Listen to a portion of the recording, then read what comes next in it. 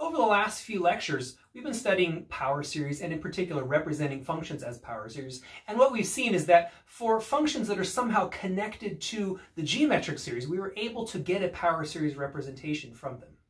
And what I mean by connected to, if you can obtain your function from the geometric series by substitution, derivatives, antiderivatives, multiplication by x to the n, those kinds of operations, if you can get from the geometric series to your function by those processes, then we have a way to represent the function. Now what we want to do is move on to a more general situation, and that leads to a couple of questions. So we'll say general questions. And there's two of them. The first one is, so which functions actually can be represented as power series? So which functions have power series representations? All right, so far we know the answer, well, when they're connected to the geometric series, then we can actually get the power series representation. And so there's the first question. The second question, let's say that it does have, you've got some function and it does have a power series representation. What form does that power series representation have to take? So, so we'll say it like this: if f of x has a power series representation, what form does this representation take? In other words, we've got a function. In what way is the function and the power series connected? Right? In particular, I mean, really, what determines a power series? The coefficients. So how are the coefficients of the power series related to the function? And so we're actually going to answer question 2 first with this theorem right here. So let's say we have a function, f of x. So if f of x, what we want to say is, if this has a power series representation, so if f of x has a power series representation, so let's say, we'll say it like this. So if f of x has a power series representation, and now what does that mean, or what does that look like? That means that we can actually write f of x equals sum n equals 0 to infinity c sub n x minus a raised to the n. Right? So we have a representation, and I actually should say at a. So if f of x has a power series representation at little a, right, that will look like this. And so now the question is, what can we say about these coefficients? Right? What can we say about the c sub n's? Right? So this would be for absolute value of x minus a less than some number r. So we've got a radius of convergence. And so for all x that satisfy this inequality, we get equality here, right? So then c sub n, the coefficient, has to be of the form nth derivative of f evaluated at a divided by n factorial. So if you have a function that has a power series representation, then its coefficients must look like this. Right? I will sort of want to emphasize that fact. We say, so every power series representation, if you take a function and you know it has a power series representation, its coefficients must take this form. So every power series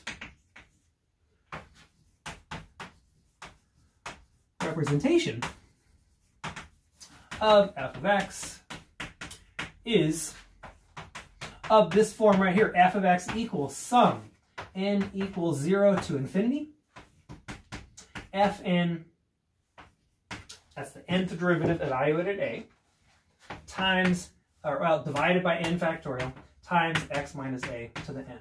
Right? So if f has a power series representation, then this is exactly what it looks like. This power series has a name.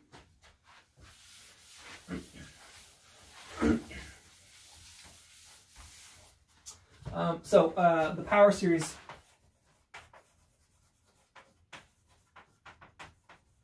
above is called the Taylor series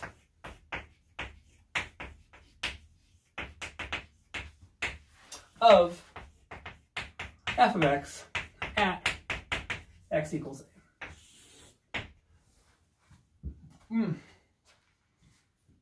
a. There's one special case. In the case that a equals 0, so let's say special case, when a equals 0, the Taylor series is actually referred to as the Maclaurin series. So when you hear the word Maclaurin series, what you want to think is Taylor series at a. So special case, when a equals 0, the series is called the Maclaurin series.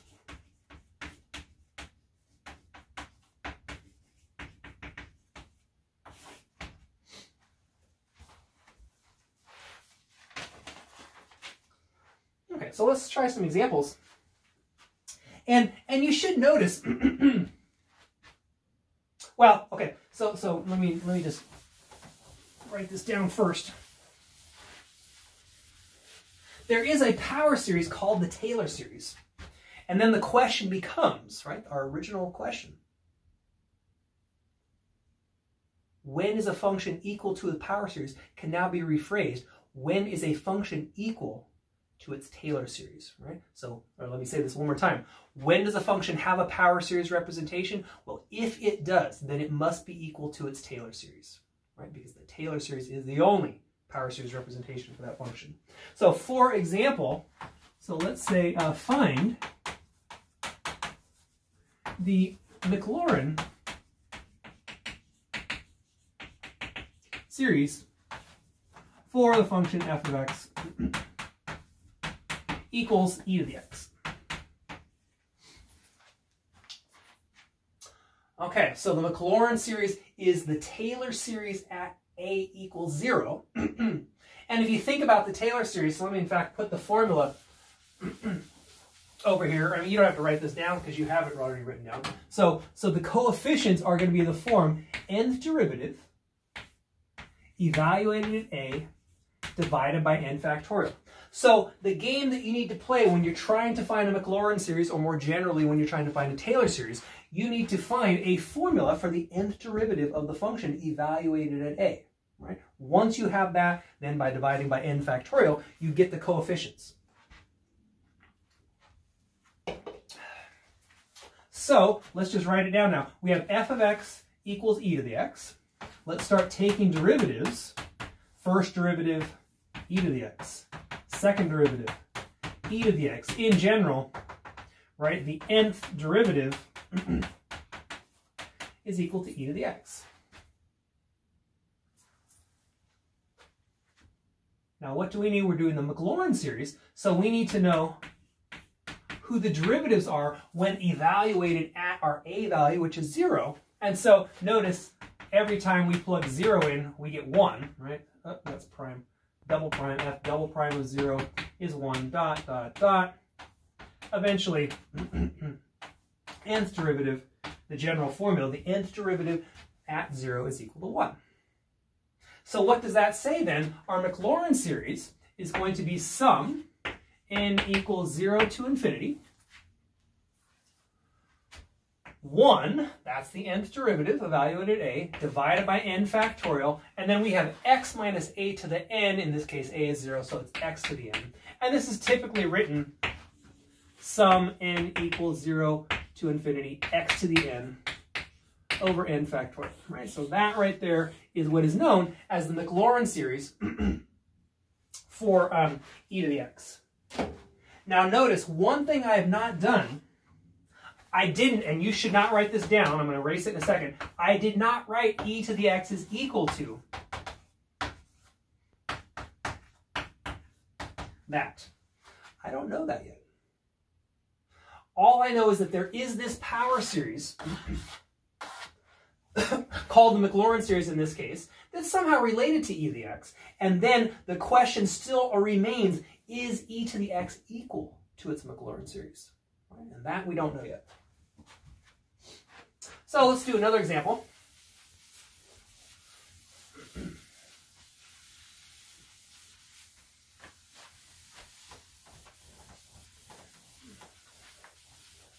So let's find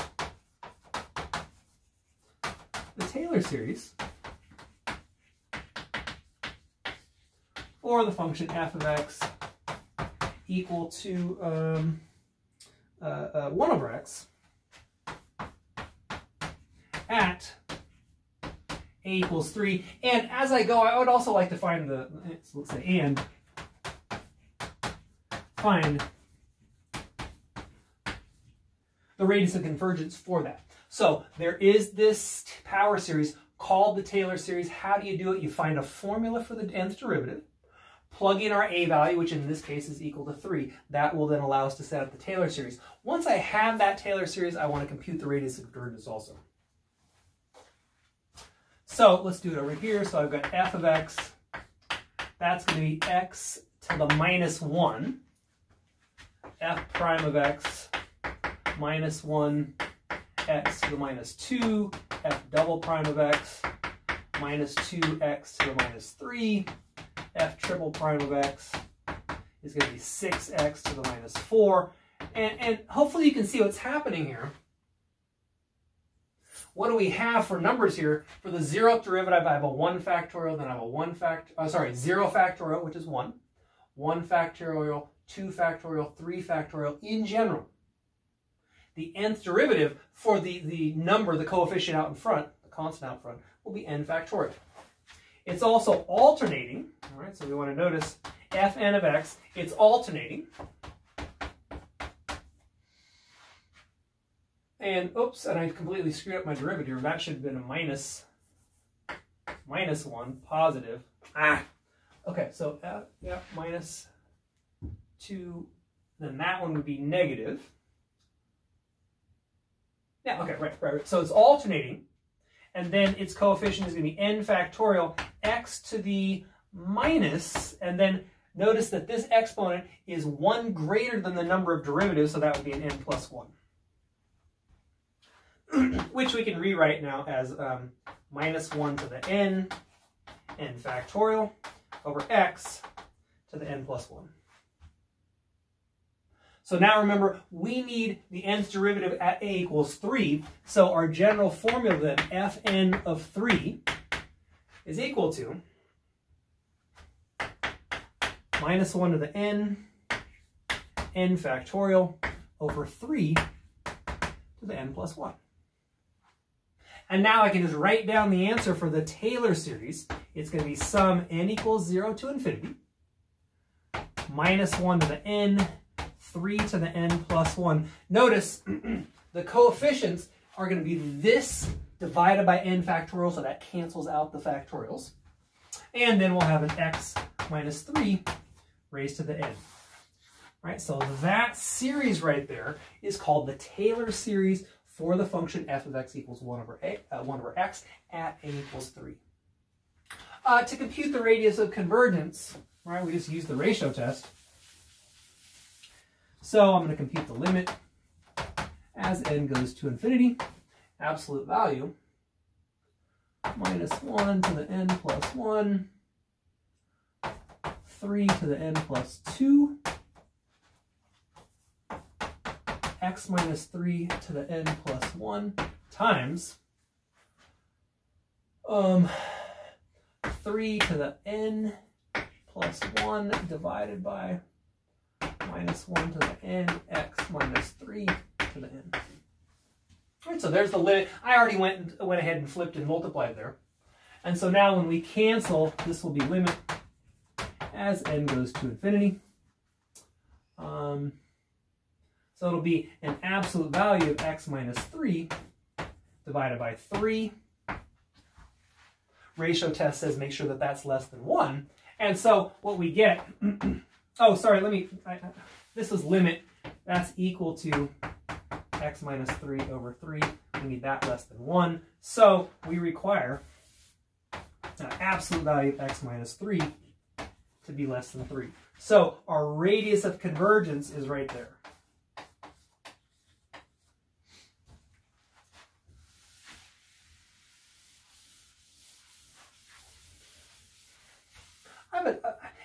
Let me point one thing out. We found the Taylor series for the function 1 over x, but notice I did not say 1 over x is equal to its Taylor series.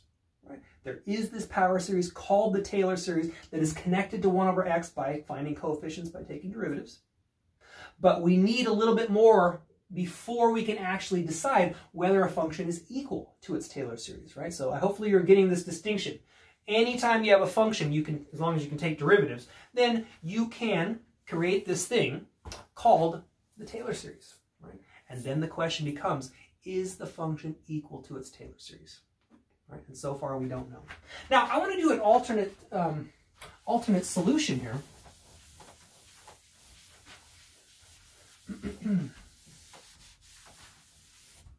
That looks like this. So let's say alternate solution.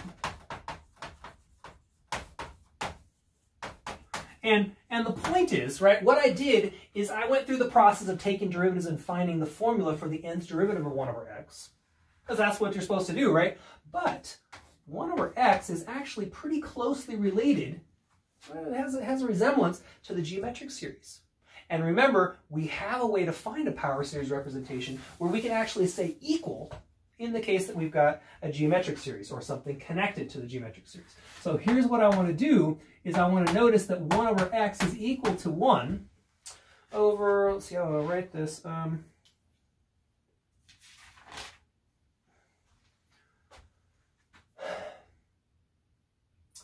let's see, it's got to be, I need an x minus 3.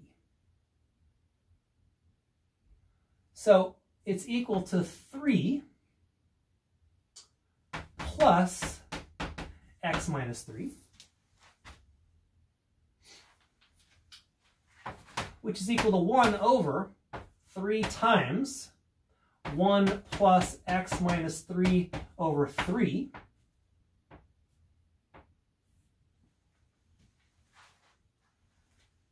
which is equal to, oh, now I can use the geometric series here. This is a 1/3 times, let me write this out, 1 over 1 minus,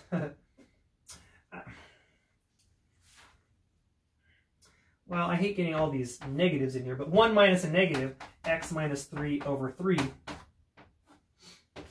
like that. And now this is set up to apply the geometric series. This is equal to the sum, or is equal to 1/3 times the sum, n equals 0 to infinity.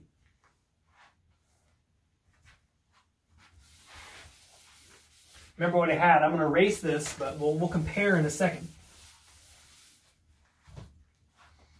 Sum, and then this will be minus x minus 3 over 3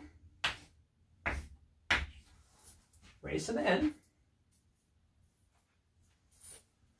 which is equal to 1/3 times sum n equals 0 to infinity. Negative 1 to the n, x minus 3 to the n, divided by 3 to the n.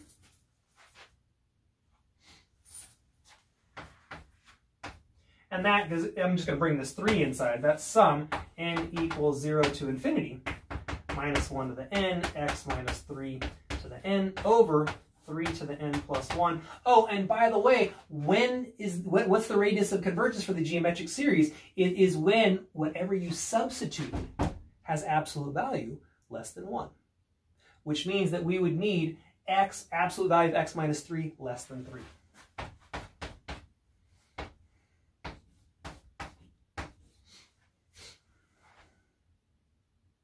So now we have equality. Notice that there's equality all the way through here. And so let me write this down. 1 over x equals sum n equals 0 to infinity. Minus 1 to the n, x minus 3 to to the n over 3 to the n plus 1. This holds for all values of x minus 3, absolute value of x minus 3 less than 3. And now I can put equality. We know when we work with the geometric series that we get an actual power series representation, which means I can say equals. Now, if you think back to the theorem we had at the beginning of class, if a function has a power series representation, then that power series must be the Taylor series. So there should be no surprise that we got the same result with the two different approaches, right? First, I did the Taylor series process where we actually take derivatives. Second time, I used the geometric series. Guaranteed, we had to get the same answer, right? Anytime, if a function is equal to its powers, or if it has a power series representation, that power series must be its Taylor series. Okay?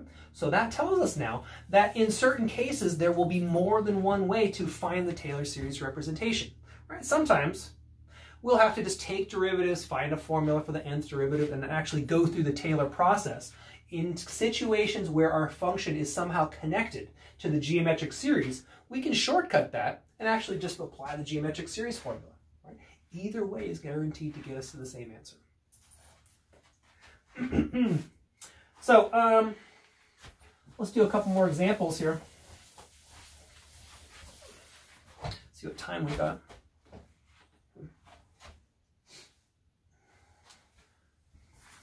So next example, let's find the Maclaurin series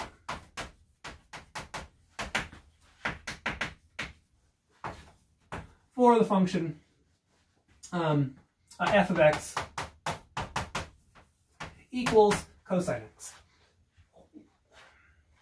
So what do we do? Well, I don't see any connection between cosine and the geometric series, so I'm just going to go through the Taylor process. F prime of x is minus sine x. F double prime of x equals minus cosine x. F triple prime of x equals sine x. And then we're back to where we started, right? F fourth derivative of x equals cosine x, right? And then this pattern just repeats. We want the Maclaurin series, which means that we want the nth derivative evaluated at a equals 0. And so let's plug in 0 to see what happens here. F of 0 is 1. F prime of 0 is 0. F double prime of 0 is negative 1. F triple prime of 0 is 0. Fourth derivative equals positive 1. And this pattern continues. So what we get for the nth derivative, or well, the derivatives evaluated at 0, it'll go 1, 0, minus 1, 0, 1, 0, minus 1, 0.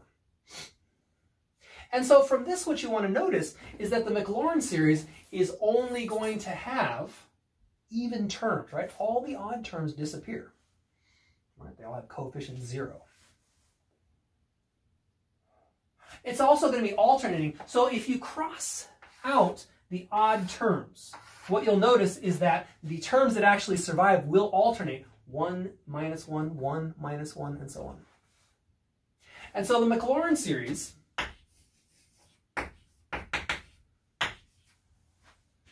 let's see now. Okay, so let me write it down and then I'll explain what's happening here.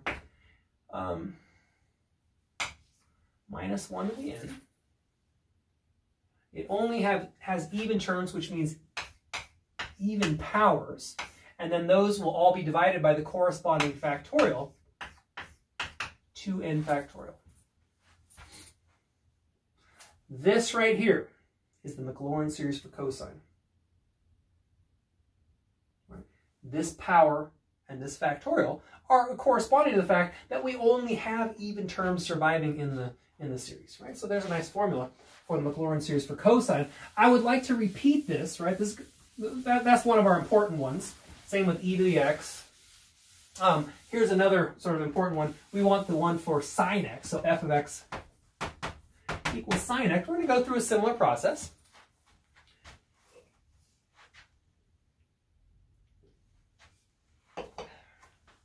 Okay, so start taking derivatives, f prime of x is cosine x. F double prime of x equals minus sine x. Triple prime is minus cosine x. Fourth derivative, we're back to sine x, and then this pattern will repeat. Once again, we want the Maclaurin series, so we only want, evaluated at 0. So notice f of 0 equals 0. F prime of 0 is 1. Double prime of 0 is 0.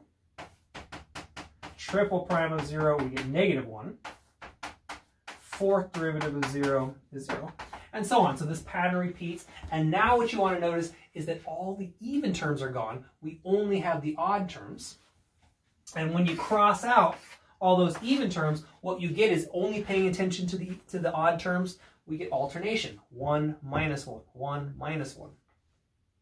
And so to make that formula work out nicely, or to write it down in nice format, it's alternating.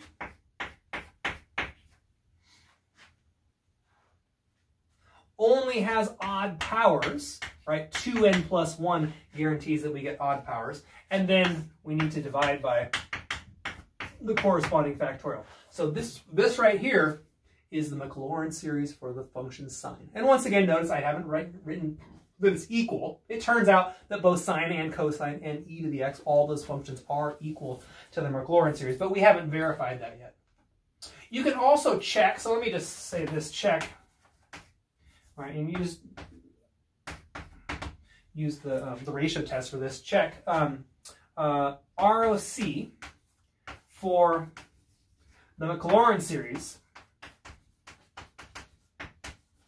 Let me write this better. ROC equals infinity for the Maclaurin series of e to the x, cosine of x, and sine x. These are three important Maclaurin series, and it turns out that the radius of convergence is equal to infinity for all three of them.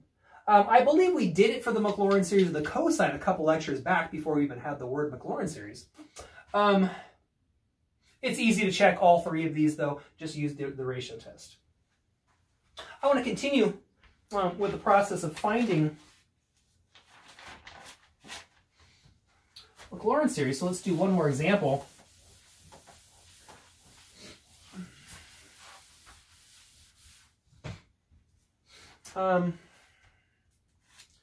Yeah, so let's do this one. So let's find the Maclaurin series for arctan of x. Nope, I misspelled that. Maclaurin series. Now, in this case, I claim we don't need to do any more work because we showed, I think it was last lecture or 2 lectures ago, we showed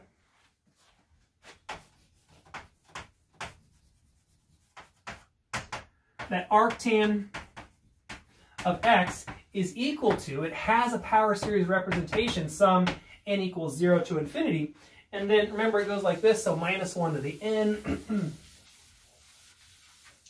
minus 1 to the n, x to the 2n plus 1 divided by 2n plus 1. We found that its radius of convergence, or we know that its radius of convergence is less than 1, or ROC is equal to 1. How did we do this? Well, we used the geometric series process, which means that we know that we get equality here.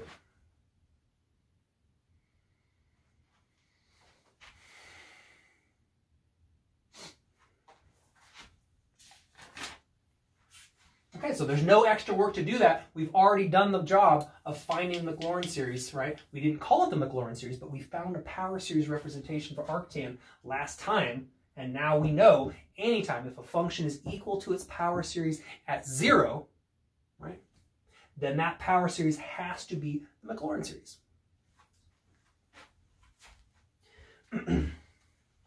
Okay, now we've seen if we can use the geometric series, we can actually write equality.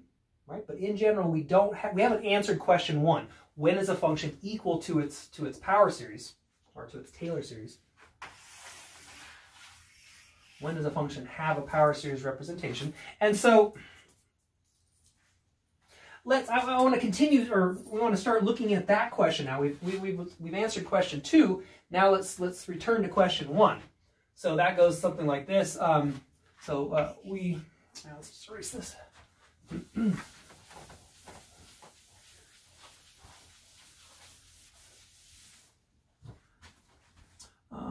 Return to question 1. When does f of x have a power series representation? When does f of x have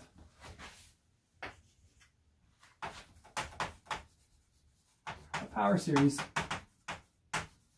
representation? And then we know, so if it does, then it has to be equal to its Taylor series, which means that f of x will have to equal sum n equals 0 to infinity, nth derivative evaluated at a divided by n factorial x minus a to the n. If it does, then this is the case.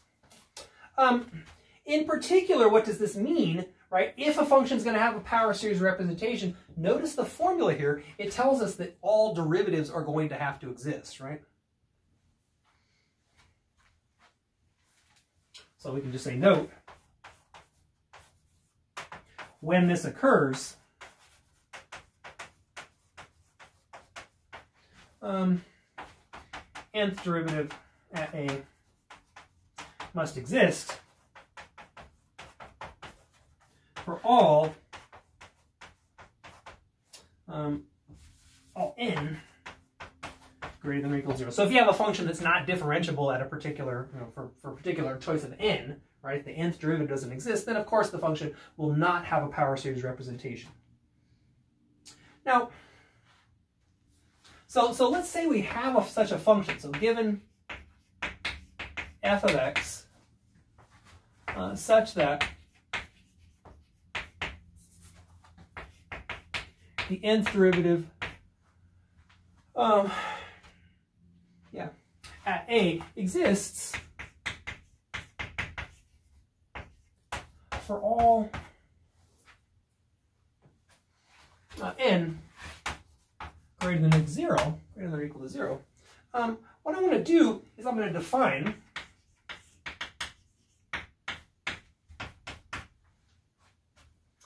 t sub n of x equal to sum n equals 0. Now, I'm not going to write an infinity here. I'm going to write a capital N. Nth derivative evaluated at a divided by n factorial times x minus a to the n. And notice what this is, right? The only difference, or the only difference between this thing and this thing, right, is an infinity versus a capital N. Now, okay. So, and I want to write this down, and this has a name, but let me write this down. So what would this look like? This would look like, let's see, the 0th derivative, that's just f of x. Plug in a, so it would be f of a. Plus first derivative, so f prime of a, divided by 1 factorial. I mean, technically there's a 0 factorial here, but 0 factorial is 1. Then there'd be a 1 factorial. It'd be x minus a to the 1. Then there'd be a second derivative divided by 2 factorial, x minus a squared plus dot dot dot plus, and then it would stop when we get to the capital Nth derivative. Looks like that. Now, I've said that power series, they're kind of like a polynomial that goes on forever, right? Well, this one right here, this is an honest polynomial right here. And it has a name. It's called the Taylor polynomial of order n, right? So this, so t sub n of x is the order n Taylor polynomial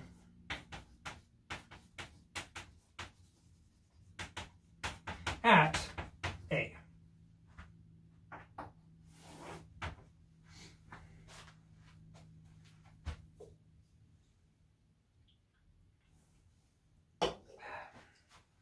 So let's do an example, and we'll see why we might be interested in such a thing. So let's return to the function e to the x. So f of x equals e to the x. What I'd like to do, I want to find the, let's see, what do I want the order? I'm going to find t0, t1, t2, and t3. So let's find t0, t1, t2, t3 at a equals 0.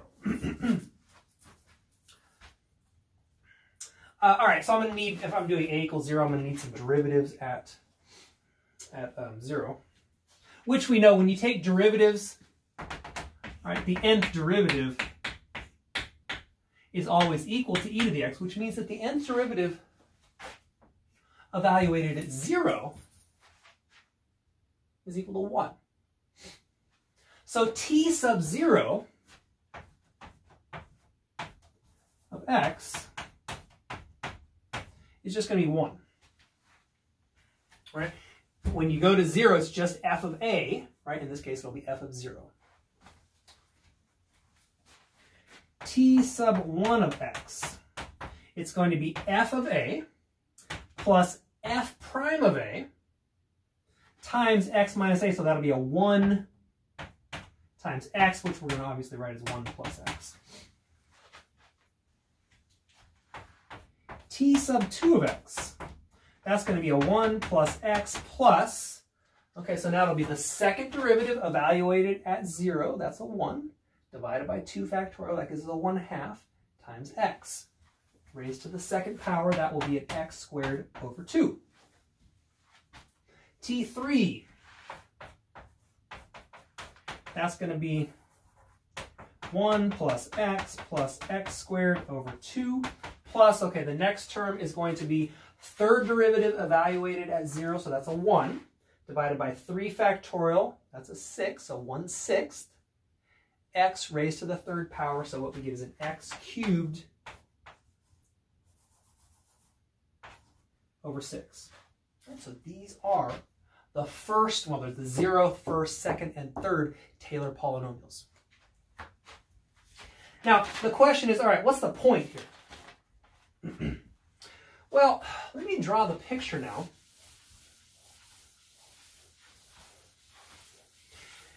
And this, I mean, this really captures why we care about infinite series to some extent.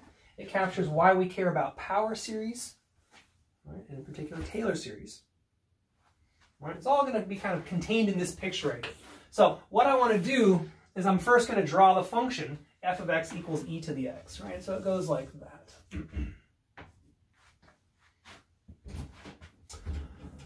Okay, so now what I'd like to do is on the same set of axes, I want to graph these Taylor polynomials right here. Let's see if I have any colored chalk. Yeah, I do.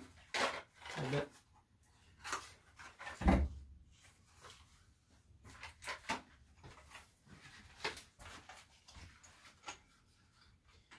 And hopefully this comes through so you can actually see the difference between these various graphs. So first what I'd like to do is I want to graph t sub 0. Well, let's see, t sub 0 equals 1. That's just a horizontal line, right? And this chalk is not very good.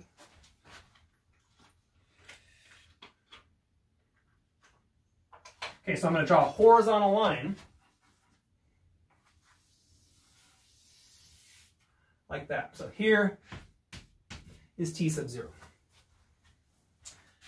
The next one I'm going to draw, let's see, I think I've got some, sorry, this chalk is not that good, but I think this is brown.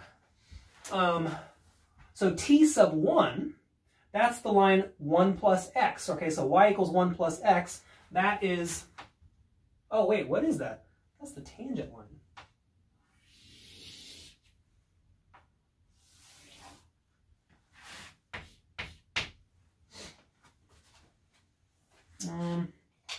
Next, okay, so this color looks like orange.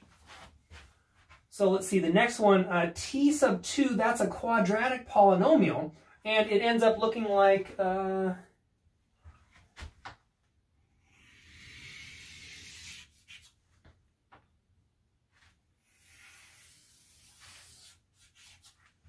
like that.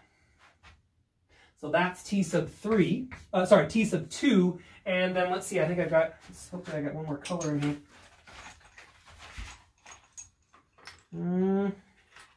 Oh, I think I have red. Hopefully you can tell the difference between these colors, or at least see how these graphs are shaping up. But notice what's happening. As I go higher up, the shape of the polynomial graph is starting to try to match the shape of the exponential graph, the original white one that I drew. And if we draw t sub 3, so let's see, I have that one here, it ends up looking like this.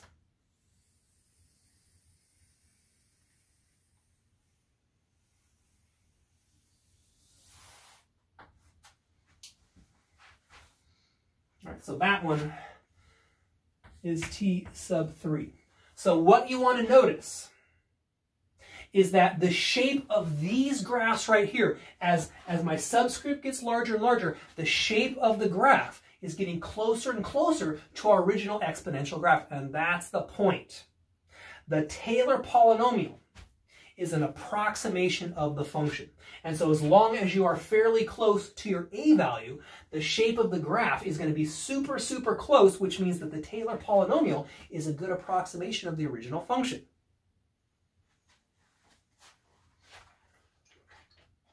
Now, why is that good? Well, look, computers don't know a whole lot. They know how to add, subtract, multiply, and divide when it comes to arithmetic, right? They don't know what e to the x is. So how does a computer say anything intelligent about an exponential function? It approximates it with a polynomial. So this is how all approximation works, really, right? When it comes to calculators and computers trying to understand complicated functions like exponential functions, sine, log, cosine, arctan, these complicated functions, what it does is it says, okay, I don't know what exponential means. I don't know what sine means, cosine means. I need to approximate it. Tell me who this polynomial is, and I can compute the values by using polynomial, because polynomials only require these simple arithmetic operations, right? Addition, subtraction, multiplication, division.